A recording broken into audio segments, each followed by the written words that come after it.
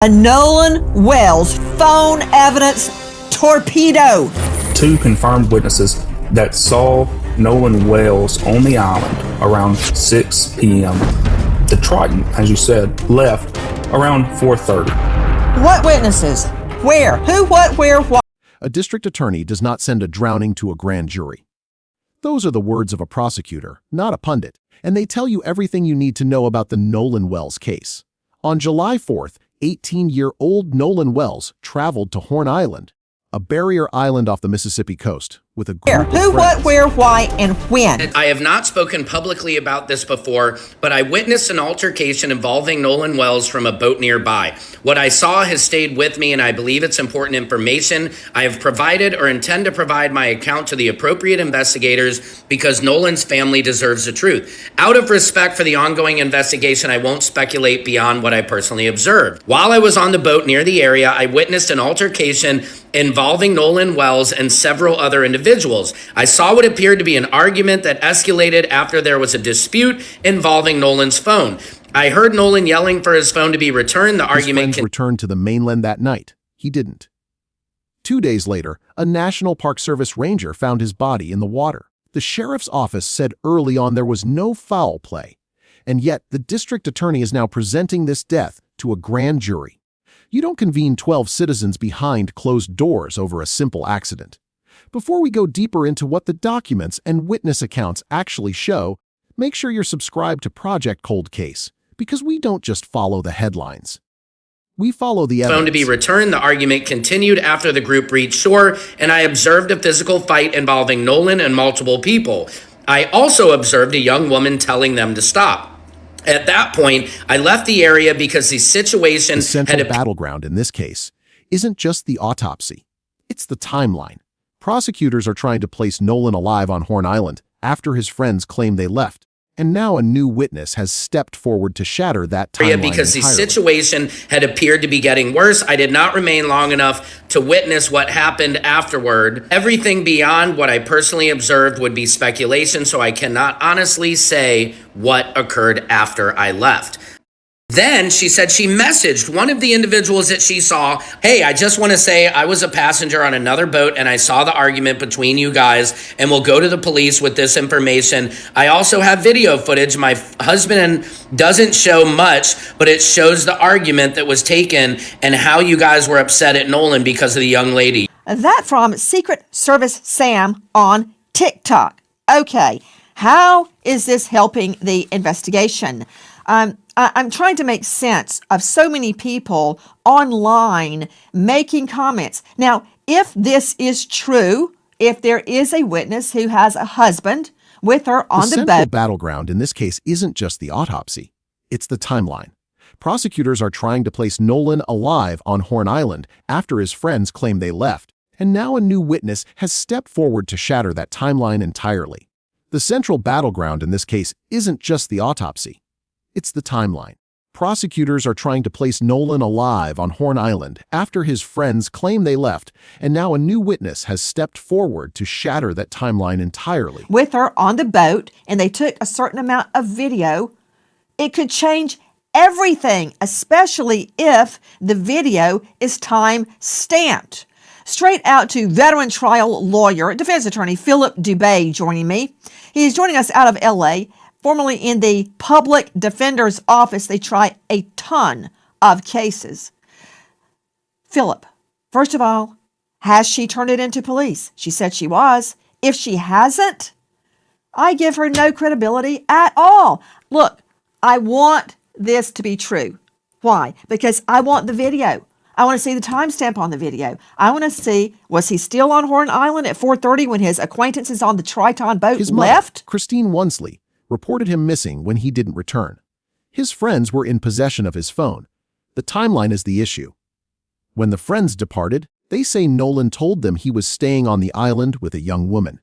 That young woman, however, reportedly said Nolan told her he was heading back to the boat. Someone is not telling the truth. The family says Snapchat data was erased. The phone is now with the FBI. A district attorney doesn't send a drowning to a grand jury. That phrase, that refrain, hangs over the entire investigation because it signals a lack of certainty. If this was a simple death, a grand jury wouldn't need to be involved.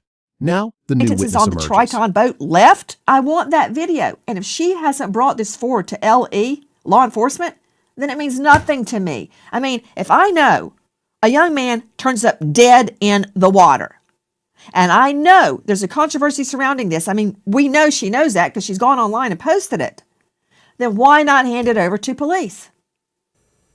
Agreed. And it should go to the grand jury for part of their investigation. But I got to tell you, if I were cross-examining her, should this even go to trial, the first question I'd ask her on that 4th of July, what she had been drinking. Before that video got activated, everybody would want to put him up. And smoke. You know how many people were partying? Okay, man. Have you lost your mind? You defend criminal cases. I bet everybody you put on the stand has either been high, drunk, or worse during the altercation. Every witness is not a nun, a priest, or a virgin. Everybody on She claims to have been on a nearby boat and witnessed an altercation involving Nolan Wells and several other individuals. She claims she saw an argument escalate, heard Nolan yelling for his phone to be returned, and observed a physical fight after the group reached shore. She also claims to have video footage. The video is the critical piece of evidence. The prosecution wants that video to establish a timeline. If she has footage timestamped at 6:00 p.m. or later showing Nolan alive and fighting, it places him on the island after the friends claim to have left. It undermines You their want to talk alibi. about Brandon Tatum, which is they had nothing to do with this because I met them and I believe them. So noted. Can we talk about a potential witness to an altercation? And she seems to suggest it was over Katie. Why? Don't know what the altercation was. Maybe it was, hey, leave her alone and get on the boat. Or leave her alone, she's my girlfriend. Or it could be anything. But if there is a witness placing Nolan seemingly in the water, I can't tell that, but having an argument with another person, a partier at Horn Island, that is significant. It could prove or disprove your friend's timeline. The independent autopsy commissioned by the family returned a cause of death undetermined. There were no clear signs of blunt force trauma to the face or vital areas. The medical examiner noted redness under the skin, but that could be consistent with post-mortem lividity or decomposition, not a fistfight. The state autopsy is complete, but its findings are sealed. A district attorney doesn't send a drowning to a grand jury. She sends a case with unanswered questions where the evidence of a crime is circumstantial, but the timing is suspicious. The law is not about emotion. The law relies on evidence. And right now, the evidence is a ghost. The question you need to answer is this: why would a case called an accidental drowning require a secret grand jury? A district attorney doesn't send a drowning to a grand jury. Everybody on Horn Island was drinking, man. What are you talking about? I don't care if she took a drink. I want the video. You want the truth, is what you want. You want the truth. And let's and that would be the video. Yeah. Remember, Nancy. Okay. Not consistent. Brandon Tatum is joining us. So after all that, all you have to say is, was she drinking? That's your takeaway from that? Joining me is Brandon Tatum, former police officer, Tucson, now star of The Officer Tatum on YouTube, who famously has interviewed the acquaintances who all say they had nothing to do with it. Let's just put that out there. He's interviewed them extensively. I want to talk about not what you want to talk about, Brandon Tatum, which is... The legal process suggests that prosecutors are looking for a suspect. The law, however, does not compel a witness to come forward. There is no duty to report a crime, but if she has the video and she is withholding it, she is playing a dangerous game. If the grand jury issues a subpoena, her little birdie, source won't save her. The jury will indict a ham sandwich if the presenter wants them to. The presenter holds the power. As Nancy Grace stated, this is not a crime to stand by and watch someone drown unless you have a fiduciary duty. Well, Nancy, I think that it's a big obstacle to climb here because I've never heard of this altercation whatsoever. Nobody that I've talked to have alluded that this altercation was real. And also Katie, whom I saw her text messages, she didn't even say this altercation occurred. What I will say is that if I was an investigator in this investigation, I want to hear that. I want to be able to compare that information to other things that we may have or other witness statements. But I don't think it's significant because it doesn't show if Nolan Wells was actually killed in that altercation. She's claiming that there was an altercation between him arguing with somebody else. There was a potential fight, but that doesn't get me to how did he drown? How did he get in the water? If you have evidence of a crime and you deliberately withhold it, that is tampering.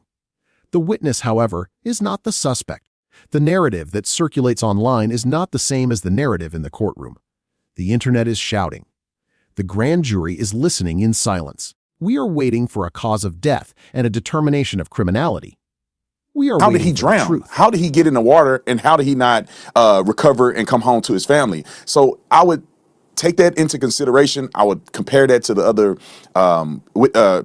interviews that I've done, but I don't think it's significant whatsoever. However, I would be incredibly skeptical because there's no other statements that I've heard from anybody that comes even close to an altercation with Nolan Wells and others over a girl. Number one, he's dead shortly after an alleged altercation with another male. We think over a woman. See, in my world, I put together both circumstantial and direct evidence. Direct evidence would be... A district attorney does not send a drowning to a grand jury. Those are the words of a prosecutor, not a pundit, and they tell you everything you need to know about the Nolan Wells case. On July 4th, 18-year-old Nolan Wells traveled to Horn Island, a barrier island off the Mississippi coast, with a group of friends. Direct evidence would be, for instance, DNA or a fingerprint. Circumstantial evidence is the timing of the alleged altercation and his death. Right? Nancy, so Nancy, it's hard for me to believe that there's some kind of altercation on Horn Island just before he dies, and they were not connected. That's hard for me to believe that. Well, Nancy, she's not saying he lost the fight. She's not saying that he got beat up. If you look at the autopsy, there's no clear signs of blunt force trauma to his face or any of the vital areas that could kill him. So it doesn't appear that there's His friends returned to the mainland that night. He didn't. 2 days later, a National Park Service ranger found his body in the water. The sheriff's office said early on there was no foul play, and yet the district attorney is now presenting this death to a grand jury. You don't convene 12 citizens behind closed doors over a simple accident. Before we go deeper into what the documents and witness accounts actually show, make sure you're subscribed to Project Cold Case, because we don't just follow the headlines. We follow the evidence. So it doesn't appear that there's any indication that he lost a fight, that there was enough trauma in this particular fight that would lead to his death. And when you look at the autopsy, there is no blunt force trauma to his face. There is no lacerations or damages to the back of his head. This is redness that was underneath the skin. Oh, wait, are you looking at the screen? Because I'm looking at a big red mark on the back of his head. Yeah, but this is underneath the skin. This is not a big red gash that's in the back of his head, which would be consistent with blunt force trauma. This is something that occurred underneath the skin that could have been from pooling of blood after his death due to, Okay, I need to explain something. I'll let the experts talk about specifics, but it doesn't appear that. Okay, let's do that. But I want everyone to understand why Officer Tatum is here. Officer Tatum and Philip Dubé and others on our panel tonight are taking a particular side, right? It's called cross-examination, and it is similar to what happens in court. A theory emerges, a line 287693063. There is a $125,000 reward for information leading to the truth of what happened to Nolan Wells. Was there an altercation? Did it break out into a fist fight just before he is killed? Did he drown? What was the true cause of death? We are waiting for facts to allow the truth to unfold. Tonight, we remember an American hero, Officer Dustin Krish, Carrollton PD, Georgia, just 33, killed in the line of duty after 3 years on the force, leaving behind a grieving wife, Emily. American hero, Officer Dustin Krish. Thank you to all of our guests, but especially to you for being with us. Nancy Grace signing off for tonight, but I'll see you tomorrow night. And until then, good night, friends.